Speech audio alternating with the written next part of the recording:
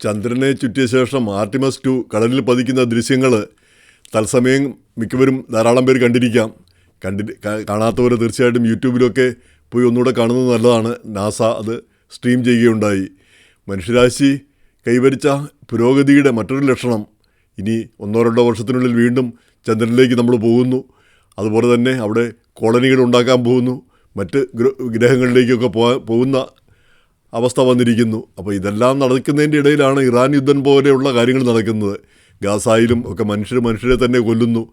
ഈ ഇറാൻ യുദ്ധത്തിനോ അല്ലെങ്കിൽ ഇങ്ങനെയുള്ള കാര്യങ്ങൾക്ക് വേണ്ടി മുടക്കുന്നതിൻ്റെ എത്രയോ ചുരുങ്ങിയ ഒരു ശതമാനം പണമാണ് ഈ ചന്ദ്രദൗത്യത്തിനൊക്കെ നമ്മൾ ഉപയോഗിക്കുന്നത്. അത് വെച്ച് നോക്കുമ്പോൾ അപ്പോൾ അങ്ങനെയുള്ള കാര്യങ്ങൾ ചെയ്യുകയാണെങ്കിൽ ലോകം തന്നെ എന്ത് മാറിപ്പോകും. അതിന് പകരം യുദ്ധം, നാശം, വിനാശം, മനുഷ്യരെ കൊല്ലുക, ഇങ്ങനെയുള്ള കാര്യങ്ങളിലേക്ക്. അപ്പോൾ ഇതിൽ നിന്നൊക്കെ മനുഷ്യരാശി എന്നാണ് മാറുക എന്ന് നമ്മൾ അതിശയിച്ചു പോകും. അപ്പോൾ അതിൻ്റെ ഇടയ്ക്കാണ് ഇറാനും ആയിട്ടുള്ള ചർച്ച നാളെ ഇന്ന് വെള്ളിയാഴ്ച 10-ാം തീയതി എന്നാണ് പറഞ്ഞത്. പക്ഷേ 11-ാം തീയതിയാണെന്ന് തോന്നുന്നു നടക്കുന്നത് ഇസ്ലാമാബാദിൽ, പാകിസ്ഥാനിൽ. വേറെ ഒരു സ്ഥലവും കണ്ടില്ല. ഈ വഴക്കാളികളും ചതിയന്മാരും നുണയന്മാരും ആ സ്ഥലത്ത് വെച്ച് ചർച്ച നടത്തുന്ന ഒരവസ്ഥ. എന്തായാലും പാകിസ്ഥാൻ്റെ ഒരു ഭാഗ്യമെന്ന് പറഞ്ഞാൽ മതിയല്ലോ. അത് പ്രസിഡന്റ് ട്രംപ് തന്നെ അങ്ങോട്ട് ആവശ്യപ്പെട്ടാണ് പാകിസ്ഥാൻകാരെ ഇടപെടുത്തിയതെന്നാണ് പറയുന്നത്. കാരണം ആരെങ്കിലും ഇവരുമായിട്ട് ചർച്ച ചെയ്യുന്നതിന് വേണമല്ലോ. അപ്പോൾ അങ്ങനെയാണത് സംഭവിച്ചതെന്നാണ് പറയുന്നത്. അല്ലാതെ പാകിസ്ഥാൻ്റെ ഒരു മികവ് കൊണ്ടല്ല, പക്ഷേ വൈറ്റ് ഹൗസിൻ്റെ ഒരു താല്പര്യപ്രകാരമാണ് ഇത് ചെയ്തതെന്നാണ് പറയുന്നത്. എങ്ങനെയായാലും നാളെ ചർച്ച നടക്കാൻ പോവുകയാണ്. ഈ വൈസ് പ്രസിഡന്റ് JD വാൻസ് പോയിട്ടുണ്ട്. അതുപോലെ തന്നെ ഇറാൻകാരും പോയിട്ടില്ലെന്നൊക്കെയാണ് പറയുന്നത്. പുതിയ ഡിമാൻഡുകളാണ് അവർ വെക്കുന്നത്.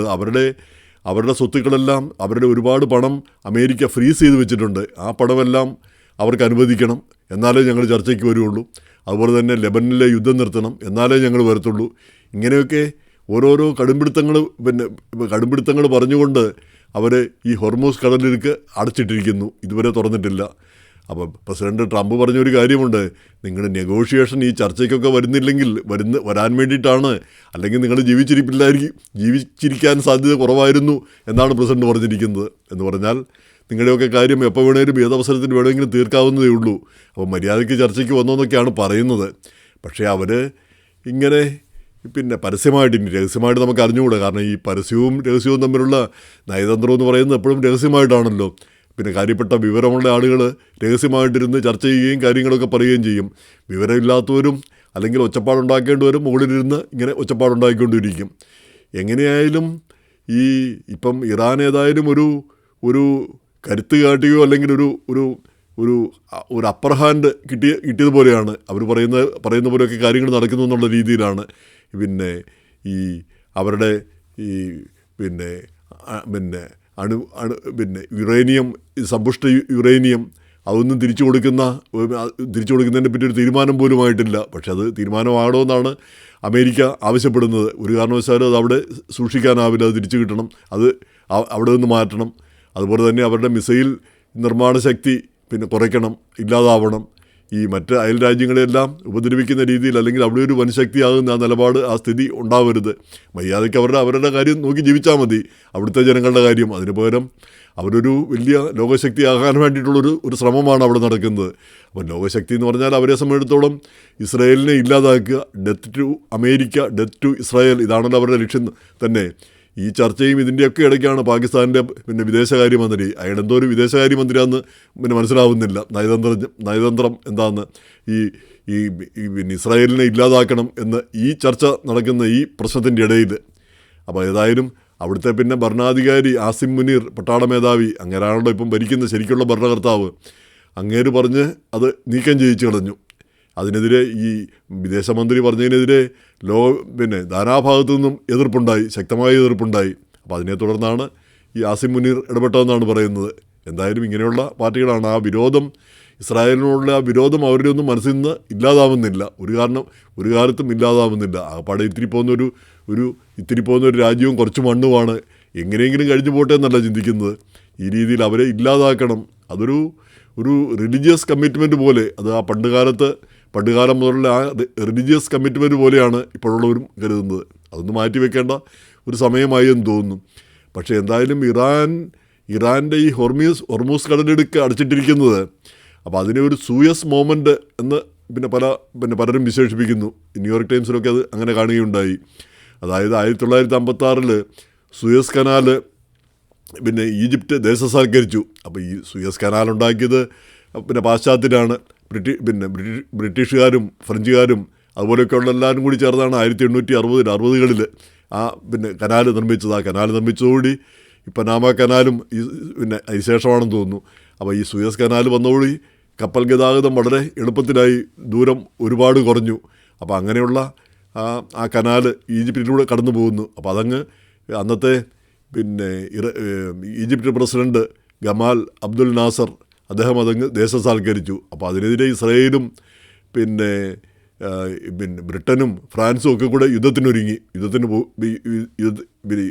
ഇസ്രായേൽ ആക്രമണം തന്നെ നടത്തിയെന്നാണ് പറയുന്നത് 56-ൽ.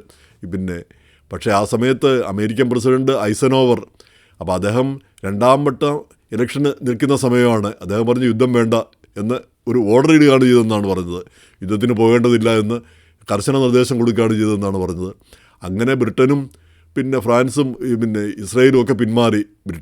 അന്നത്തെ ബ്രിട്ടീഷ് പ്രധാനമന്ത്രി പിന്നെ ആൻ്റണി ഈഡനോ മറ്റോ പറഞ്ഞ് അദ്ദേഹം രാജിവെക്കുക വരെ ഉണ്ടായി ഈ പ്രശ്നത്തിൻ്റെ പേരിൽ. അങ്ങനെ അത് സൂയസ് കനാൽ പ്രശ്നം അങ്ങ് പിന്നെ ഈജിപ്തിൻ്റേതായി മാത്രം മാറുകയാണ് ചെയ്തത്. അപ്പോൾ അവരവിടെ ടോള് പിരിക്കുന്നു, പൈസ ഉണ്ടാക്കുന്നു.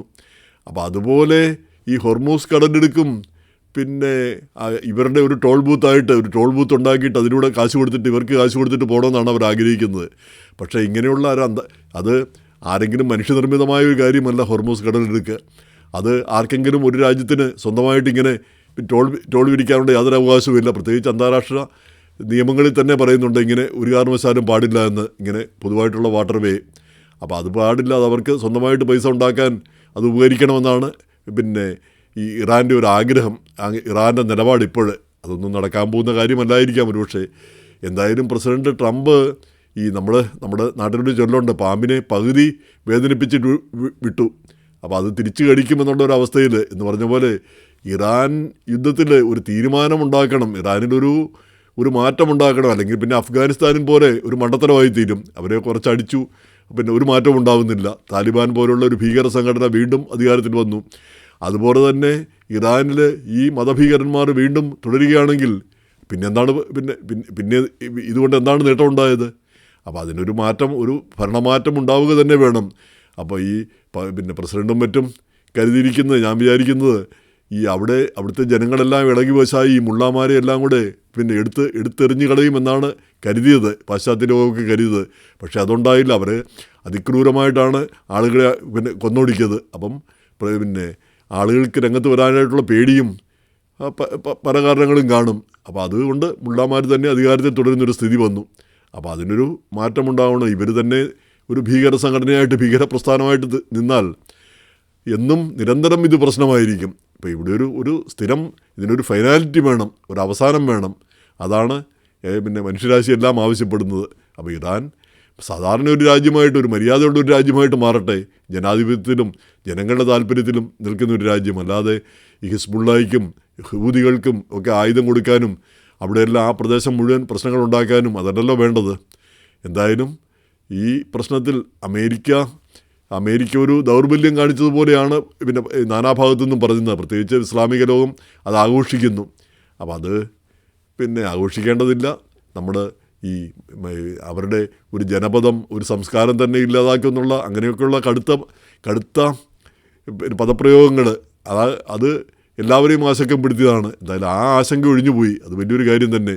ഇനി ഇറാൻ സുബുദ്ധി കാണിക്കണം, നേർവഴിക്ക് വരണം. അതാണ് ഇറാന് നല്ലത്, മനുഷ്യരാശിക്കും നല്ലത്.